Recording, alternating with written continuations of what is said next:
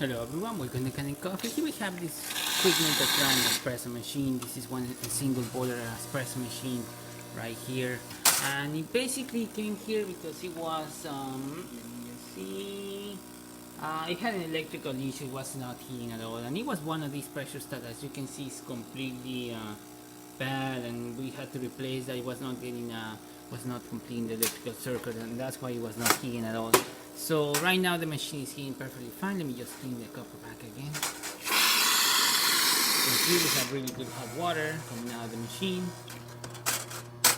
Hopefully that doesn't lowers the pressure inside. Perfect, did not. As you can see, we have really great steam coming out, working perfectly fine. We just gave it a tune after replacing the that sensor as well, cleaning the porta filters, both the single and the double one, descaling the machine, servicing the 61 groove head, pretty much deep cleaning the whole thing.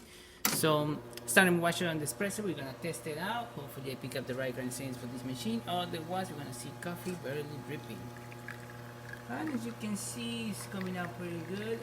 It's very fast. I need to adjust the grinder. This is the second shot I pretty much did. Maybe it's still gonna get a little bit of crema, but not as much as we should. It needs to be a little bit more finer to get that thick layer of crema, so you will be able to extract properly.